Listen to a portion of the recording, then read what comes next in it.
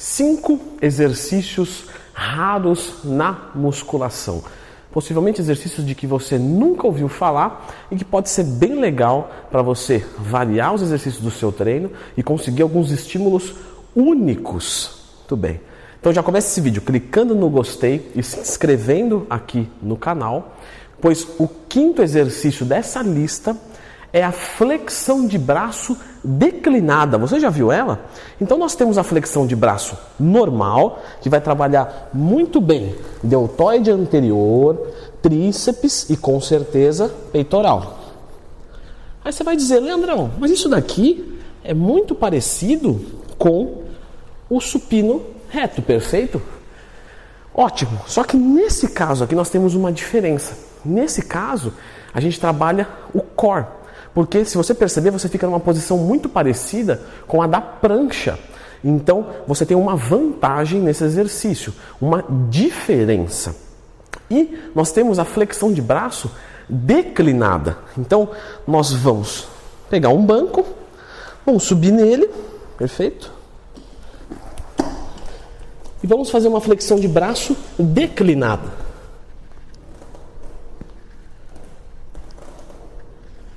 Aí você vai dizer, certo, Leandrão?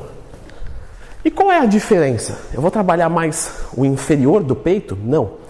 Como aqui é ao contrário, na flexão de braço declinada, nós trabalhamos o superior de peito. Veja só, se eu faço ela reta, num plano reto, eu trabalho o medial, certo? Se eu plantasse bananeira e fizesse uma flexão, que movimento da musculação se assemelharia? Justamente ao desenvolvimento. Então eu ficaria de pernas para o ar, fazendo uma flexão, né, no plano vertical, e eu trabalharia os meus deltoides. Então isso quer dizer o quê? Que se eu começar a ficar entre um e o outro, eu vou ficar justamente com o superior de peito. E aí eu venho baixando, baixando, baixando, até que se eu fizer uma flexão de braço inclinada, eu vou trabalhar aí sim o meu peitoral inferior. Então você pode colocar a flexão de braço no seu treino, escolhendo qual região você quer trabalhar. Número 4, outra flexão de braço, mas dessa vez nós vamos aumentar a amplitude de movimento do cotovelo. Por que isso? Porque com o cotovelo trabalhando com maior amplitude e o meu ombro com menos, eu vou trabalhar mais o tríceps. Então, quando eu faço uma flexão de braço, eu faço pouco, né, da flexão de cotovelo. Se eu juntar, eu vou fazer muito mais. Então, veja só. Olha só como meu cotovelo está totalmente fechado. Agora eu vou subir. E eu trabalhei pouco do meu ombro e muito do meu cotovelo. Então a flexão de braço fechada, ela vai simular o supino fechado, o supininho, justamente um exercício de tríceps. O nosso terceiro exercício da lista é a rosca Scott. Mas Leandrão, eu conheço a rosca Scott. Mas você conhece a rosca Scott sem aparelhos? Você vai falar, conheço. Eu vou pegar ali o Scott e vou fazer com barra livre, não é? Não, eu estou falando sem nada. Simplesmente com uma barra e só. Como que eu vou fazer essa rosca Scott? Veja só que curioso. Eu vou fazer como se fosse uma rosca concentrada, só que bilateral.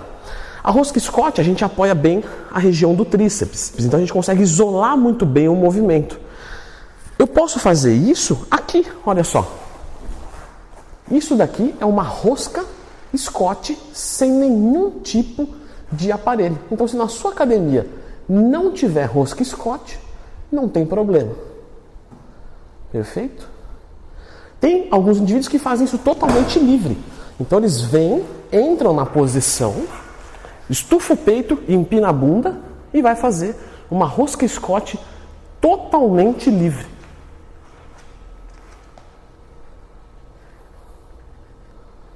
O nosso segundo da lista é um exercício de panturrilha livre, que acaba que tem uma exigência não tão grande. Então, se você tem uma baixa força muscular, tudo bem você fazer ele, porque você não vai colocar carga.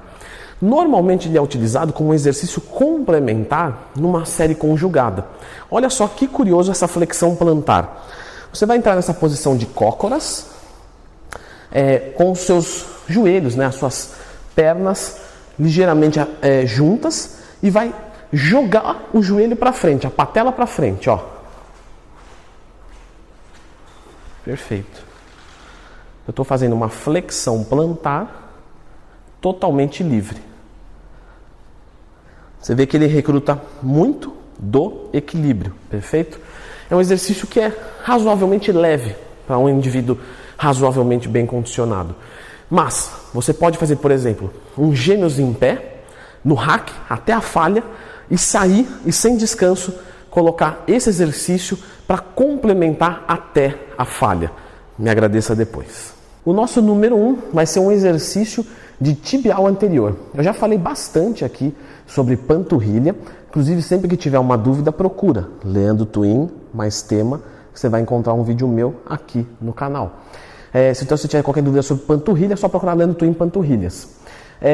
Mas agora nós vamos falar um pouquinho do tibial anterior. Algumas pessoas têm bastante canelite, e a canelite nada mais é do que justamente a queima da glicose sem a presença do oxigênio, e isso gera ácido lático. E isso acontece porque você não tem enzimas glicolíticas, fibras do tipo vermelha, em abundância nessa região. Ou você tem um peso muito grande. Então você reduzindo o peso e aumentando as suas enzimas glicolíticas, você melhora a canelite. E um exercício excelente para isso é justamente o tibial anterior.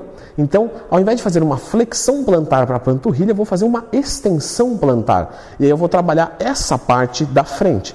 Você reduzindo o peso e fazendo o tibial anterior com altas repetições, você vai conseguir melhorar bastante o seu condicionamento e diminuir a canelite. Lembrando que se você estiver sentindo canelite, é importante que você fique 1 ou 2 semanas sem fazer nada, para o corpo conseguir fazer uma limpeza ali daquele excesso de ácido lático, e aí você pode começar a treinar.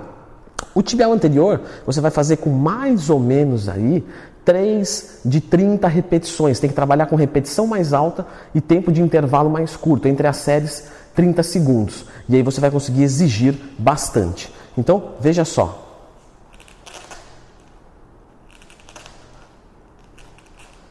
É só você colocar o halter no meio dos pés e justamente puxar para cima.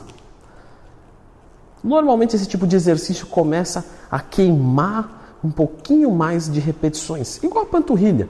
A panturrilha começa a queimar lá depois da 15, não que você tenha que fazer 15 necessariamente, mas aqui você também vai sentindo mais ou menos depois da 15. Os meus alunos, vocês, as pessoas que me acompanham, que me perguntam na academia, às vezes alguns até elogiam as minhas panturrilhas, eu fico muito feliz com isso, mas a minha genética de panturrilhas é realmente muito mal.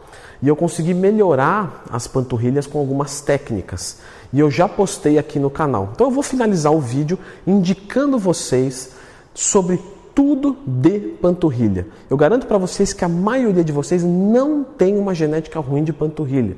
Vocês têm alguns erros que é necessário a correção. Corrigiu isso, você vai começar a evoluir consideravelmente. Então, fica com esse vídeo.